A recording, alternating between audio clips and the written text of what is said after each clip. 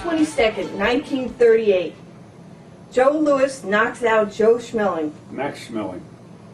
Oh. Well, I'm getting confused with all the Joes because something even more historic happened on June 22nd, 1938. Joe, why don't you tell us what that was? I got born in Mary Immaculate Hospital in Jamaica. My mother's name was Margaret Viola Burke. She was always called Viola. And the reason she was called Viola instead of Margaret is when she was born, her mother didn't want her to be called Maggie, so they started calling her Viola. Now, Mary Immaculate Hospital is also the same hospital my brother was born in. My brother Robert, and my brother Donald, and my sister Mary. The doctor's name that delivered me and my two brothers and sister, his name was Dr. McManus. He was retired when my mother was pregnant with Mary, and he came out of retirement to deliver Mary. In about 1984, I had to hire an assistant to work with me at Von Wateller in New York. The assistant I hired's name was Margaret McManus. She was the granddaughter of the doctor. Did Dr. McManus come out of retirement to deliver your two daughters? No. They were born in the same hospital as I was. I tell them it was in the same room, but I don't believe it was the same room. Jacqueline's birth was easy. All I did is take Carla there and drop her. When Jennifer was born a year later, I had to take Jacqueline with us to the hospital. When we walked in the door, we were told we couldn't bring Jacqueline up to the hospital floor. So not knowing what I should do with Jacqueline, we handed it to the security guard and said, all right, you watch her. And went upstairs, and I came back down because in those days the fathers didn't have to wait in the hospital. Well, that must have been quite disappointing to you, not being able to witness the birth of your beautiful daughter. No, it wasn't. It was easy. You know, I went home and the doctor called me. Were you aware that in 2010, Mary Immaculate was closed? Yes. So I'm not having any more kids. Well, it's a good thing, because we'd have to stop the tradition, so. Yeah. Well, Patrick was not born in New York. He was born in New Jersey. Do you admit that publicly, then, that you have a son who is, in fact, a New Jerseyite? Yeah, of course. And he's very proud of it. So, so tell us about, those early years. Where did you live? Bayside, New York. 4215th to 19th Street. I also know the phone number, if you want to know the phone number. I certainly would like to know that. Bayside 90560. It doesn't work anymore. In those days, it didn't have area code, so I don't know what the area code is. And what was your house like? Was it a big house, small house? It was, I guess, like a Cape Cod. Had a basement, full basement, not what do you call it, decorated. Had 3 rooms upstairs, but they were unfinished. Downstairs was living room, dining room, 2 bedrooms, bathroom, and the kitchen, and the garage. And did you share a room? No, I had my own room. Robert and Donnie had to share a room. They shared a room upstairs with no heat. So in the wintertime, they were a little bit cold. It's not funny. It was, well, to me it's funny. To them it wasn't funny. I was downstairs in my nice cozy room with my own radiator. Didn't you see it fit to, on those cold evenings, invite your little brothers into the warmth of your bedroom? What, are you crazy? All right. I had my woolen blanket and I was in heaven. Okay. So, Anyway, my father attempted to finish the room. My father, not being a carpenter and is about as handy with tools as I am, well, he got the walls up, but he used some kind of, it was a press, not even wood. It was more like a cardboard type of thing, which we had a lot of fun with, but that will come later. all right. So, Now, I don't remember too much of living in Bayside in those years, because I was only a baby. so My grandfather had a house down in Belmar on 15th Avenue. 50504 is the number, 15th Avenue.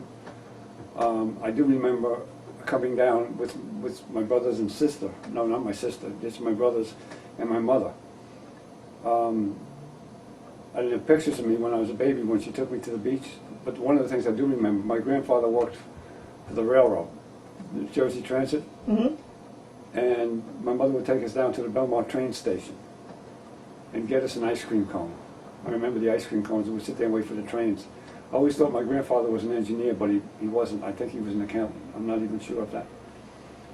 But we were really proud of him because we really thought he was the engineer on the train. And there were steam engines in those days, you know, great big engines coming in with all the noise and smoke and all that stuff. It was pretty cool. But anyway, I don't remember too much about it. There was a story about that house, though, that I think it was 2004, when Ashley was here, and we were at my cousin Elizabeth's house, and her granddaughter Veronica was there. And I said, why don't we go over to Grandpa's old house? Because we have a picture of my mother and the sister standing on the porch. And I said, I'd like to take the picture, the same picture with the two of them in it. So we went over there, knocked on the door, and asked the guy if we could use his porch to take the picture, and told him why we wanted to take the picture. And he invited us to come in and see what changes had been made to the house. Now the house, when we were there, was 1 story. It's now 2 stories. I looked at him, I said, so long ago I don't remember what the inside looked like. But he was just very gracious and let us take the picture. He said, take as many as you want. So there is a picture. I superimposed the picture of Ashley and Veronica over my mother and her sister Veronica. You can find it on the Howard site, on the Howard, myfamily.com. Yeah, now, after that I don't remember too much. I do remember, though, going to 1st grade. My mother took me to school. I went with a lunch bag and a book bag. I don't think I had any books. I'm not even sure if I had any lunch. But I do remember crying because she was leaving me there. Mm-hmm. And she stayed until I shut up. I don't know how long that took. And then she came and picked me up. That's my experience at 1st grade. So was it like that every day, a big crybaby, or did you eventually? No, eventually, no. No, I never liked going to school. But no, I was never a big crybaby in school. Just the first day? That was just the first day, yeah. I think the teacher's name was Sister Suzanne. I don't remember. But 2nd grade, 1st grade was on the 1st floor. 2nd grade, you got promoted to the 2nd floor. And in those days, we wore knickers. If you don't know what knickers are, they're like pants that come down to the knee with an elastic. Mm-hmm. And then you'd have to wear a high sock.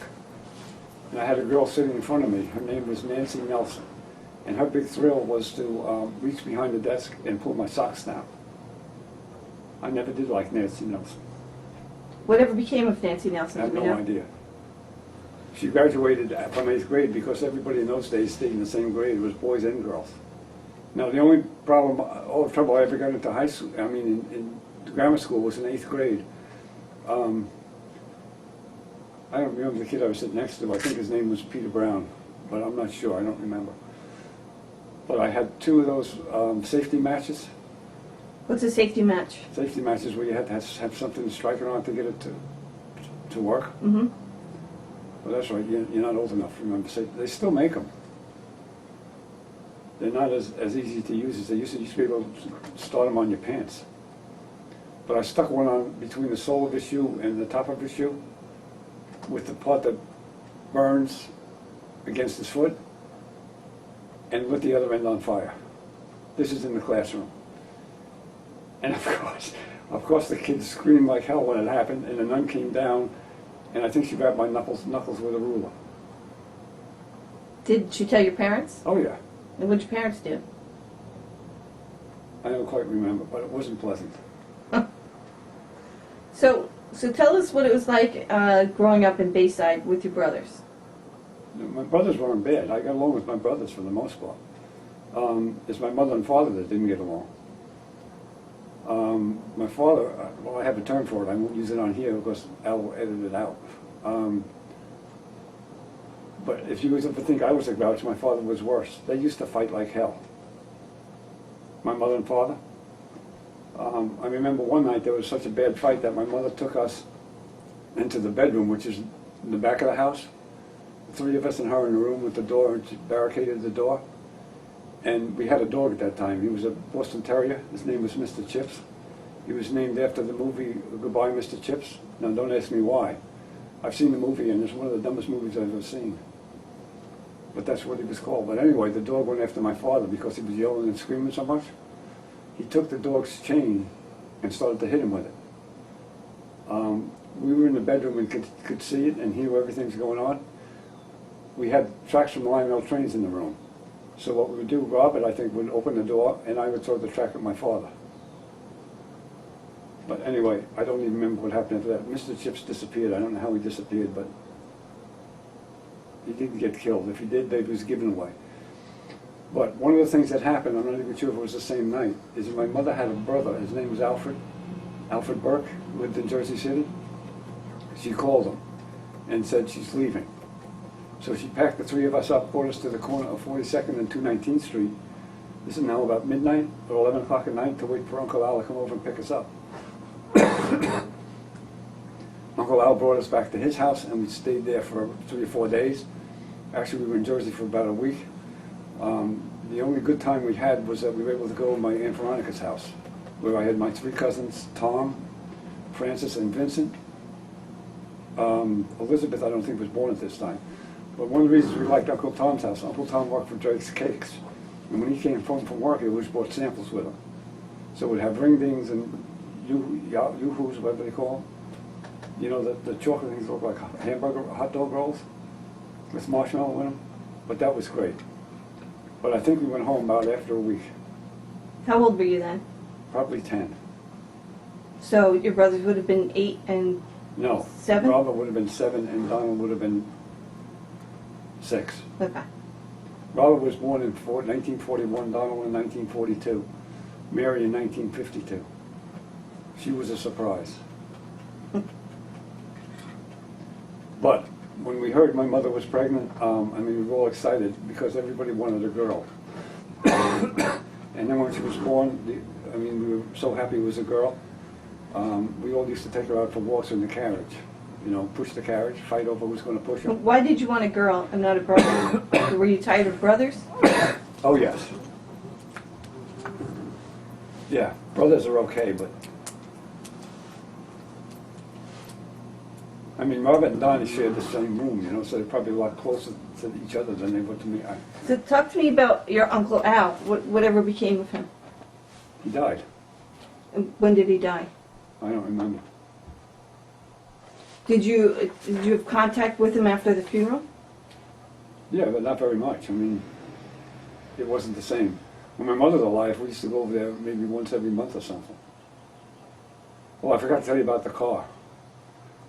Uncle Al gave us his car. I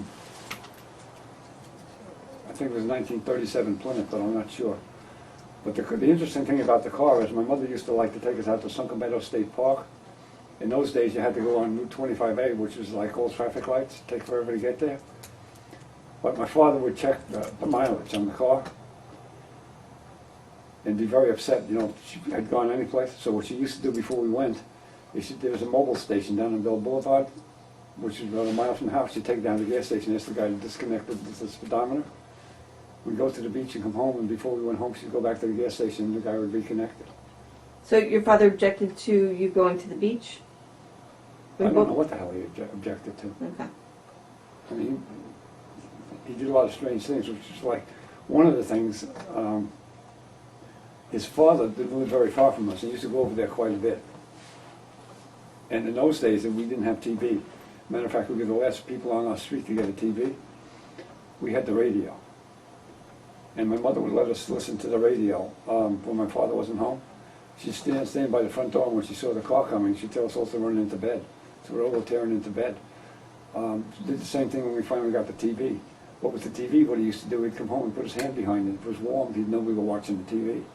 And there'd be a big hullabaloo about that. So my mother started getting sick after Mary was born. And one of the things she could do, or couldn't do, she couldn't eat, or if she ate, she'd throw up. And we were told she had a problem with her esophagus, like we knew what they were talking about. But one of the things, and this is one of the things I regret doing, we used to make fun of her. You know, she'd eat and then get sick, so we'd make fun of her, you know. This was probably most of the time was in the summer and the fall of 1953. She kept getting sicker and sicker, like something wrong with the esophagus, okay. So one of the things that happened is they ended up getting her a hospital bed. And she was put into my room. and I had to sleep in the living room on the sofa. Thank God I didn't have to go upstairs because it was cold. But that leads me to the story of the vase. Oh, I had a paper route. I delivered the Brooklyn Tablet. The Brooklyn Tablet was the newspaper for the Brooklyn Diocese. I had something like 21 papers I delivered once a week. But at least I earned some money. So anyway, her birthday was coming. So I decided I was going to give her a birthday present. So one day on the way home from school, no, I don't know how I got there. I wasn't on the way home. I wasn't in high school yet. I went to Gertz in Flushing. I went in and I found this vase. It cost $5. I bought the vase and brought it home. I showed my father. I said, he just said it was the birthday present, a Christmas present. And he said, I think you better give it to her tonight. Now this is December 13th when this happened. Her birthday was the 14th. So I went in, I gave it to her. I mean, she looked like hell. She's skinny as anything, you know. I mean, had I been a little smarter or a little wiser, I would have known something was really wrong. You know, at that time, you didn't know anything. You just figured everything was fine, you know. So I gave her the vase, and that's when she looked at me, and she did smile, and she said to me, she said, Joey, you're a good boy. Good boy. Now, there are a few people that try to call me Joey. I hate being called Joey. I usually don't tell people that. I let them do it, except for my sister.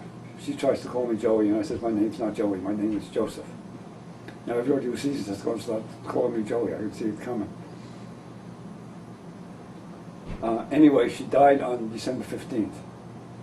I was sleeping in the living room of the house, and I heard all this commotion in the kitchen. It was my Aunt Jewel, who was my father's sister, and I didn't know it at that time, but it was also the undertaker. My mother had died, and they were taking her out of the house, which I really didn't realize what was going on. I didn't know she had died. But I get up in the morning, and they told me. So then I'm saying to myself, oh good, I don't have to go to school today. And both Jewel and my father said, no, it's a better idea if you do go to school. So I went to school. I spent the whole day at school. I never told anybody about my mother. After school, I was on the swimming team. They had swimming practice. I went to swimming practice, and then I came home. Robert and Donnie didn't have to go to school. So anyway, I didn't have to go to school the next day. Why do you think they sent you to school and not your brothers? I have no idea. But it's always kind of bothered me that they did, you know. But bothers me even more that I never said a word to anybody in the school. How old were you, 13? Yeah, 13, 53, yeah. No, was I 13? Yeah, I think 38 to 53 is how many years? 15. 15. 14, I think I was. Because this was in December. Maybe it was 15, I don't know. But anyway, I remember going to the wake. And the one thing, I never cried at the wake, I never cried at the funeral. One of the things that happened there is our Uncle Al came to me, Robert, and Donnie, and said, anytime you need anything, just call me. Now, my father overheard that. My father didn't like my Uncle Al, and this even made it worse. Because he heard about this, and he made comments to us like, don't you dare ever call him. We didn't, not because we had to or anything like that, but my father, we didn't get along with. But the one thing I have to give him a lot of credit for, he had 4 kids, and 3 of them were devils. Me, Robert, and Donnie, well, Donnie was the goody-goody two-shoes, you know. Me and Robert were the ones always causing the trouble. And anything that went wrong would be asked who did it. Donnie did it. It was always Donnie did it. Which is the story about the crumbs in the cake, which you've probably heard some of these stories before. Is one time our Aunt Julia was babysitting us, I don't know why, and there was a 7-layer cake in the kitchen. And one of the boys, during the night, got up and cut a piece of cake, ate the cake, and don't laugh, they left crumbs in the sink with the knife. So Julia comes up and says first to me, did you have the cake? I said, no, I didn't have the cake. Then she says to Robert, did you have the cake? I didn't have the cake. And then to Donald, did you have the cake? No, we didn't have the cake. So me and Robert, at one point, I think we said, Donnie did it. Donnie didn't do it. But we've told everybody all these years that Donnie is the one who ate the cake. It wasn't me, and if it wasn't Donald, I wonder who it could have been. So talk to me about your sister at that time when your mother died. How old was your sister? About 8 months. Well, she was born in April of '52. My mother died in December of '53, so she wasn't even a year old. So was your mother sick when she was pregnant? I don't remember being sick when she was pregnant. I remember it more like in the summertime. Did you ever find out what had caused her death? Yeah, she had breast cancer. I think she had, what do you call it, mastectomy? Mastectomy. Yeah. Yeah, I think that's what she said, but I'm not sure. I mean, that time, no, what the hell did we know, with 3 little brats. But anyway, what my father ended up doing is he ended up getting housekeepers. And he had one, the name was Mrs. McKenna, and had a son, Peter. Now, she would come, she'd spend all day with us, she'd fix dinner and then go home. And we tortured her son more than we tortured her. And how old was Peter? Peter was probably about Robert's age. But a real weirdo.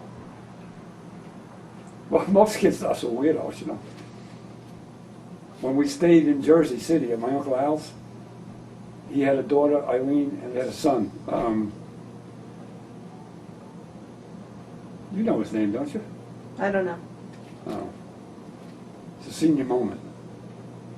After all, I am almost 72. I remember somewhere along the line, but we used to tease the hell out of him, too. He's now a priest. So anyway, I don't know what happened to Mrs. McKenna, but she left. But then he had to find another babysitter, I call him babysitter, or housekeeper. But Julia had a housekeeper, her name was Maddie, she was a black lady. So she said, well, I'll send Maddie over to your house. So Maddie came, but Maddie was not as much fun as Mrs. McKenna. We couldn't bust her chops as much. She was a little bit tougher. But for some reason, Jewel ended up firing Maddie. I'm not even sure why. But she disappeared. Now, this is probably 1955. No, it's not 55. 54, 55. If we wanted to take it out for a night, all we had to do was make them mad and just leave, which we would do. And he'd sit in the dining room with his head this kind of a spot lamp, and he was drinking 3 quarts of beer a night. Sometimes we'd come back in, sometimes we wouldn't. And the nights we wouldn't, the things we would do, like I remember going into the garage and crawling into the car and sleeping in the car. Other things we'd do, we'd climb in the basement window and then go down and hide in the basement. Or if we didn't go there, we'd go up in the attic and hide behind the walls that he had built up in the room where Robert and Donnie used. I don't know if he ever knew where we were, but he didn't panic. I mean, he didn't call the police looking for us. But we run away from home, that's how we'd run away. But the other thing is, Robert would always make sure you had something to eat, or I had something to eat, or if he was the one who ran away, he got something to eat.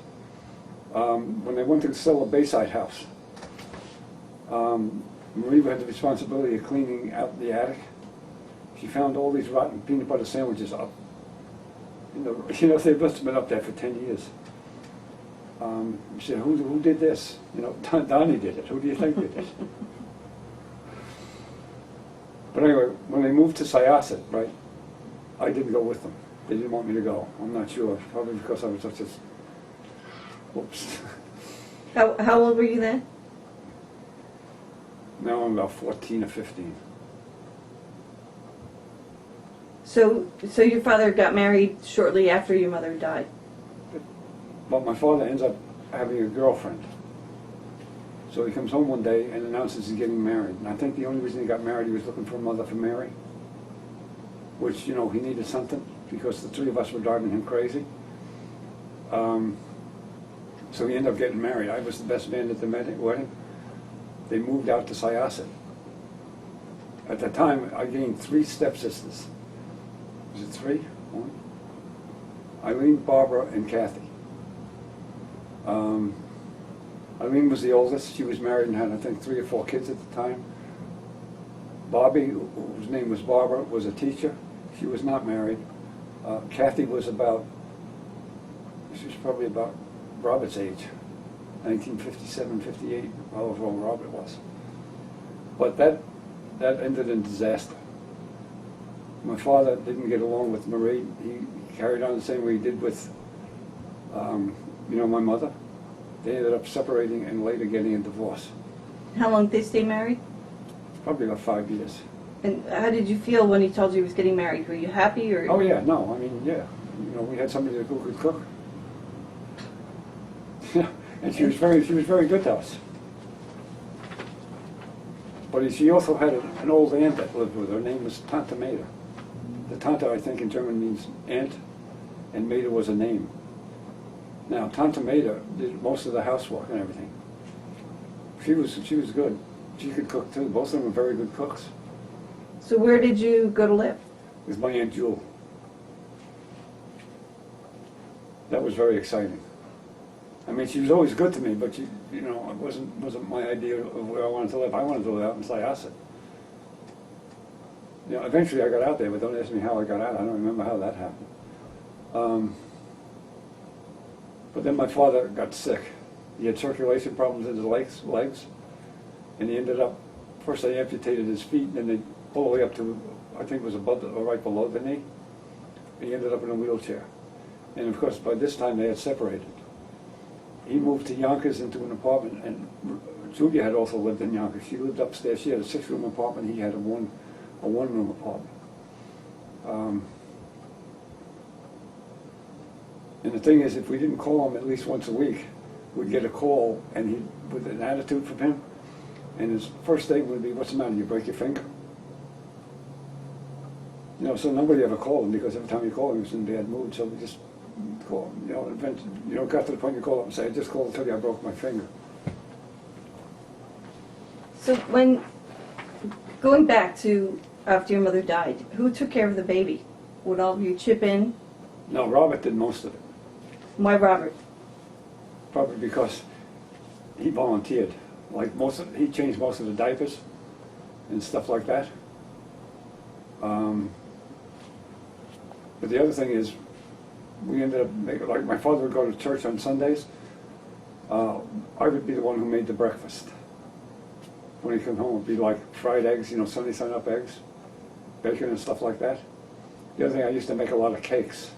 But nobody ever liked my cakes because I like to decorate them. And I used to decorate them with these silver balls that would break your teeth if you bit them. So wouldn't you go to church with your dad? No, we went other times. Me and Robert were altar boys, which is a whole other story.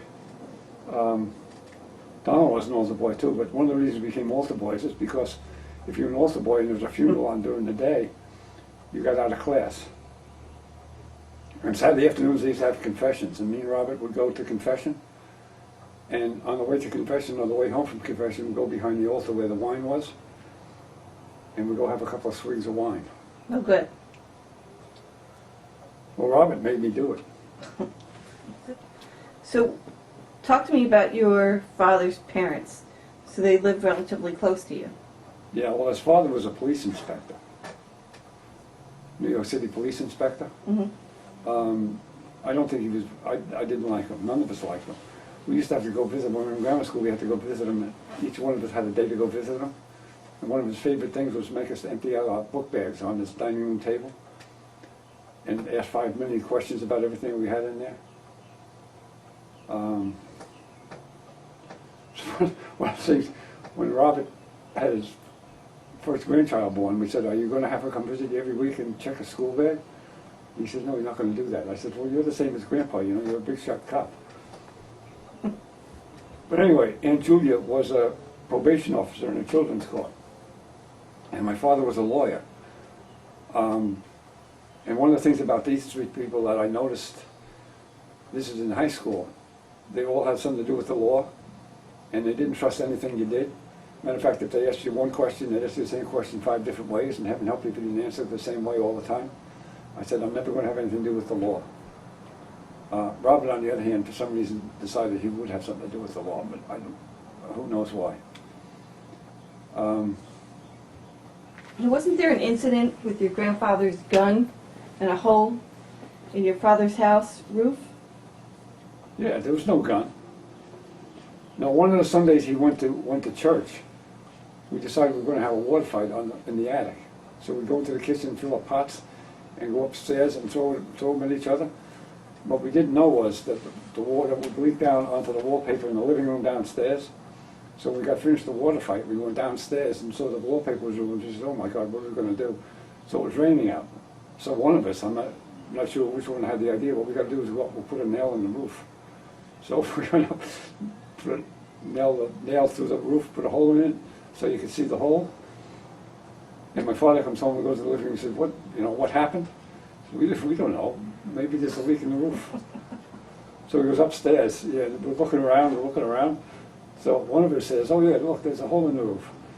So my father the next day calls a man to go repair the roof. The man comes in, goes upstairs, and comes down to my father and says, do you have a gun in the house? My father says, no, there's no gun. He says, well, I think you do because there's a bullet hole in the roof. So we get in trouble for the water fight. We got in trouble for not telling where the gun was. And wasn't there another incident where you set the shrubs alongside the house on fire? Yeah, how do you know all this? Oh, I know. We were playing war. And I had those safety matches up in the attic, and the attic was right above, there was a window right above the trees. And they were bombs. I use them as bombs. I light the match and I throw it down. One of the things is the match hit one of the trees and set they were pine trees and they were kind of dry. Set them on fire and burnt them to a pulp. The way we tried to put it, Mrs. McKenna was there doing this thing. She came running out with a dish rag, beating the trees with a dish rag, trying to put it out. And I remember going into the kitchen and getting glasses of water and filling them up and throwing the water on the trees. But we didn't save the trees. Fortunately, it got early at night, like about 4:30. So my father wouldn't see him. We pulled the shades down in the dining room, which looked right out on the thing. Of course, he didn't see them until the next morning when he put the shades up. So, what kind of story did you have for him about that? That I don't remember. It was probably one like Donnie did. So, take us now to high school. No, high school, no, I have to go back before high school. In high school in those days, I think you still have to do it. You have to take an entrance test. And my father went to Xavier High School in New York, which was like a military school, Jesuit school, and he wanted me to go there. And he had me take the test. I failed the test. So he knew somebody at the school, they had me take the test again. I failed the test again. He wasn't too happy with me. Now, I took about 3 or 4 other high school tests, and I didn't pass any of them. So they didn't know what they were going to do with me to go to high school. He wanted me to go to Catholic high school. So St. Francis Prep had a test. I went and took that one. That one I passed. So I ended up going to St. Francis Prep. That's in Brooklyn? Yeah, in Brooklyn. It was in North 6th Street in Brooklyn. So how did you get to school every day? Took the bus to Flushing. From Flushing, we took a subway, I think it was 74th Street. We went downstairs, changed. The Flushing train was an IRT. We went downstairs. We took an independent train. It was a GG. I didn't forget the stop. But whatever stop it was, we had to get off and take another train. One stop was a BMT train. It used to take about an hour and a half. And then he'd make us go to school whenever it snowed. As long as the buses were running, we went to school. Did your brothers go to the school too? Robert went to St. Francis Prep, yeah. Donald decided he was going to get the hell out of the house when he was in 7th or 8th grade. He said that he was going to be a priest. So he ended up going to Maryknoll, to the Maryknoll High School in Scranton, Pennsylvania. And he was away from home, so he wasn't there for all this good stuff with me and Robert. He went to the high school. He went to the college, which was in Illinois, and from the college he went to the novitiate, which was up in Massachusetts. I think he was there a year, and he came out. I think he discovered girls. I'm not sure what the real reason was, but that's what we told him. So when you were in high school, did you know what you wanted to be when you grew up? I have no idea. What were you good at? Math. One of the schools I ended up looking at was Fort Schuyler. Fort Schuyler was a New York State college. It was a maritime college. I took the entrance test for that, and for some reason I passed it. I ended up going there. The trouble is, I wasn't ready to go there. First of all, I wasn't ready to go to college. I had no idea what I wanted to do. I went there, and it was completely over my head. They gave me physics courses that required knowledge of calculus. I had no calculus in high school, so I had no idea what they were talking about. They gave me engineering drawing, which I had no idea with, and I failed both those courses. As a matter of fact, I flunked out of the school, but I resigned before they told me my grades. I had to go home and tell my father that I was going to get thrown out, so he gave me a letter saying that, you know, I was leaving. So I ended up going down, after I got home from there, going down the next day or two to St. Francis College. I got myself enrolled there and started going to St. Francis. Under what major? I started majoring in biology. Why biology? Because I thought I'd like biology. No, I didn't major. I minored in biology. I majored in math. But I had to take German and chemistry. I hated chemistry. And German, I had no idea. As a matter of fact, the final German test, I went in, they gave you, the test booklet. I just sat down. I never put anything in the booklet. I went and turned the booklet in, and that was it. So I failed chemistry and German. I don't understand why I failed at German, but I spent 3 years at St. Francis College. At that time, I was living now in Syosset. With your father? Yeah, And Marie. was he still married to Marie? Yeah, oh yeah. Used to take the Long Island Railroad in. That was a lot of fun. But I didn't do very well in St. Francis College. After 3 years where I was getting C's and D's, Robert, in the meantime, had gotten himself a scholarship to Cornell. He went there for 6 months and never came home. We didn't know where he went. Nobody knew where he went. It turns out he enlisted in the Air Force. I didn't find that out until about 1959. It was about 2 years later. He was in Turkey. So he didn't. So he decided not to take advantage of the scholarship. Yes. He To didn't want to Cornell. come back home. Okay. Well, him and my father, I didn't get along with my father, but Robert and my father didn't get along. They got worse. Horrible. I mean, there was no love at all between them. Robert still remembers some of the stuff with my mother and my father, and has never forgiven him for it. So how did you feel when you found out your brother was in Turkey? I didn't find out till I was in the Air Force. No, the reason I got in the Air Force is I had gotten a draft notice, which meant I had to go in the Army. I didn't want to go into the Army. What year was this? 1961. So you were a junior in college, Yeah, and you got a draft notice. yeah. I never should have gone to college. I should have gone into the service first, and it's a real simple reason why. When I got the draft notice, I was down to the Air Force recruiter. Now, it was illegal to, if you had a draft notice, to go and enlist in another branch, but I never told them I had the draft notice. So they took me into the Air Force. 4 glorious years in the Air Force. I started down in Lackland Air Force Base in Texas, and then up to Shepherd Air Force Base in Wichita Falls, Texas, which is up near the Panhandle. They tried to teach me to be an electrician. And one of the things to be an electrician you had to do was climb up a telephone pole. Now, I am afraid of heights.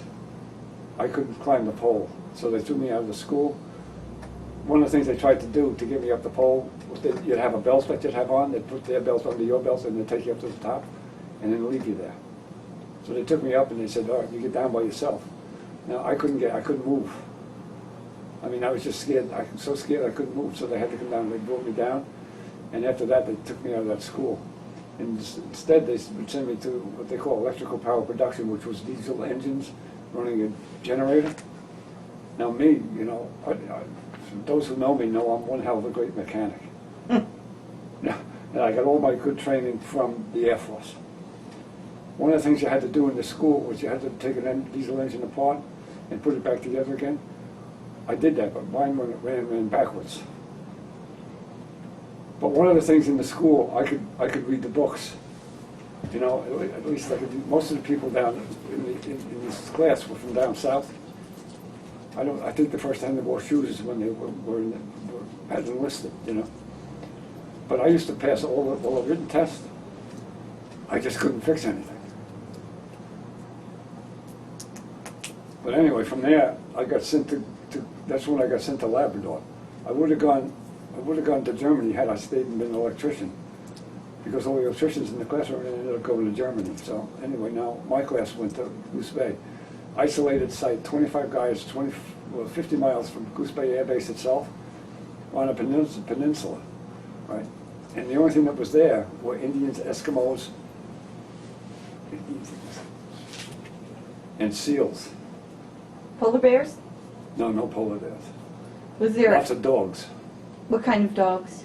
husky dogs, Eskimo dogs. I don't know what the hell kind they were. Were they working dogs? Or Yeah, they used to pull the sleighs. was there a town? Yeah, they lived in tents. These people, 40 below zero weather, they lived in tents. In the wintertime, they ate their dogs. It's the only food they had. They had a place up there across the river. There was a river that went through the town. It was a Hudson Bay store. Now, Hudson Bay store, I don't know if you remember from grammar school, but they used to talk about the Hudson Bay store. That's exactly what this place was. They would bring the seal skins in, because they hunted seals. But the one thing they had in there, they had homebrew. You made your own beer, and we used to go, because we didn't have any alcohol on the site, so we'd make our own homebrew, right? And the thing is, when it's 40 below zero, you don't drink alcohol. Because if you do, it puts you to sleep, and if you fall asleep with a lot of alcohol in you, you die. Matter of fact, 2 guys did die. And the other thing you don't do up there when it's so cold, you don't run. I didn't know this. Why can't you run? Because your lungs freeze. And we had big oil tanks. And one of the times in a hurry to get to them because it was so damn cold, so I ran. And of course I stopped breathing and I fell down. And so they had to get you inside. You know, one of my big things down there, we had to clean the oil off the diesel engines and usually use the diesel fuels to clean the oil off because it's the easy way to do it. And I thought it was such a pain in the neck to take rags and stuff like that, so I hooked a hose up to a pump from the tank. We had the pump in the house. And I would spray the engines with the oil. Of course, the boss down, he was from England. He got a little annoyed with me. I couldn't fix anything in there, but I knew how everything worked, and I could tell anybody how to fix it. And I kept I got promoted, but at least I got promoted once there. Why was the boss from England? Was the Royal Air Force there as well? Or? No, the Canadian Air Force was the Goose Bay Air Force Base. He was a civilian. There was 2 of them there from England. His assistant actually was Canadian. He came from Montreal. And I came home one time. You're getting me too far ahead. I came home one time. I got a flight in a C-118 plane, which is a lot more like a passenger plane than a cargo plane. Got me to Dover, Delaware. From Dover, I got a bus up to New York. But going back, the guy from Canada had told me that he knew I was going to fly. I was going to fly back to Montreal to get back. So he gave me his wife's phone number and told me to call her. So I take a bus up to Montreal. I go get a room at the YMCA. I call his wife up, and she invites me and takes me out to dinner. And after dinner, she takes me to a French comedy club, which I thought was kind of funny since I didn't understand a word of French. But I went there with it. We had a couple of drinks, and every time they'd start laughing, I'd laugh. Like she says to me something like, "Do you understand French?" I said, "I have no idea what they're saying." But I figured if I was laughing, they all thought I understood French. So that was my big experience in Montreal. So what would you guys do for fun? Watch movies. What kind of movies? What did you get? There's only one I really remember because we had it for 3 weeks. It was The Music Man. Every night we'd see that movie at least once or twice. By the time we got rid of it, I knew every word in the thing. I knew the words every song. Oh, I got my girlfriends on there. That's one thing, because your mother has no idea about my girlfriends. Well, tell us about your girlfriends. these girlfriends, high school girlfriends or Well, the college first one- girlfriends? Well, I'll tell you about the first time, if you want to call it a date, I took my mother to the movies once. Took the bus to, it's not called all the way into Flushing, I think it was Roseville, I'm not even sure of the name. But I actually paid for the ticket, For your mother? yeah. It was an Abbott and Costello movie, which is the name I don't remember. So why did you take your mom on a date? Was it her birthday or Mother's Day? I don't remember. I plead the fifth. But anyway, I think my first real date with a girl, her name was Mary Boltzmann. She was a year older than I was. She was one of my classmates' sisters. And I took her to the Bayside movie. I don't even remember the movie that we saw. That's the one and only date I had with her. The next- Why was there no second date? Probably because she was older than me and I wasn't particularly interested. All right. The next one, I'm not even sure how this one started, but this one was the daughter of a friend of my father's. She lived on 171st Street and 45th Avenue in Flushing. 171st Street, right, I said? Yep. And 45th Avenue in Flushing. Her name was Peggy. Now Peggy was like the one. I think I was in 7th grade when I met her. I don't think we went out in 8th grade. But in high school, you know how kids used to write initials on their notebooks? Mm-hmm. Well, I had one, her last name was Donnelly, so her initials were PD. It said J.H. loves PD. But there was a girl in the class, her name was Patricia Daly, who I couldn't stand. And of course, other kids in the class saw this, so they told Patricia. But anyway, nothing really happened with that. But anyway, all in throughout high school, Peggy is the girl I dated all the time. I took her to all the dances, I took her to football games, I even took her to the movies and stuff like that. Would you pick her up in your jalopy? I didn't have a jalopy, we'd take the bus. I didn't get into the jalopies yet, but I passed all that. Didn't I pass? I didn't tell you about the cars, did I? Nope. But anyway, Peggy was the one, you know. That was it. I was done looking for girls. But anyway, I'm going, I think this is I was going to start Sports Sky on a Monday. So I think she calls me on a Wednesday or Thursday and she invites me over to her house on that Sunday for dinner. So, with the family, so I go for dinner with the family. Downstairs they had a ping pong table, so we go downstairs and played ping pong, and then she wanted to know if I wanted to go for a walk. Like, gosh, what the hell, I'll go for a walk. So we went for a walk. We went down 45th Street, down, I don't even know the name of the street, but there's a cemetery down the end. And on the way back, she says to me, she says, she says, we're both going to be starting new careers, because she was a junior at this time, I think. And she said, we're going to meet a lot of other people. What I didn't know she was saying, which I should have known, is that was it, So now I'm off at Fort Schuyler, and of course I keep calling her up. It took me 6 months before I realized what it meant. So I stopped calling her up, and by this time now I'm back at St. Francis College. Now, one of the things at St. Francis I did, I joined the theater club. I wasn't an actor. What I did the lighting for the plays that they had in the college. And in doing that, because there was about 3 or 4 of us that did the lighting over at St. Joseph's College, which was the girls' school, we'd go over and do the lighting for their plays. Now, I met another girl over there. Her name was Marie Funke, F-U-N-K-E, which I was thrilled with the name.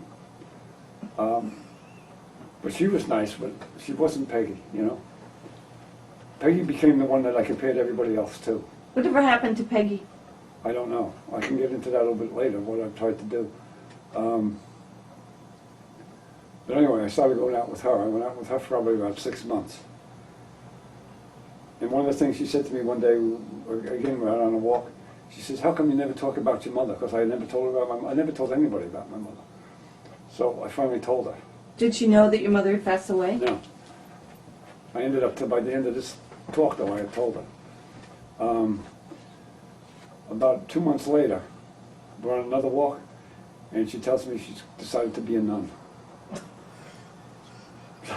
So, okay, dude, that's fine, you know. So anyway, while I'm in the Air Force now, in Shepherd's Air Force Base, I write her a letter. To the nun. Well, I didn't know. I didn't write it to the nun. I wrote it to her. And she lived in Flatbush. Okay. About 6 weeks later, I get a letter back from her. Tells me she's married with a baby. So I felt super good about that one. So anyway, now I come to Mary's favorite one. I used to go to all the schools used to have these mixes and dances and stuff.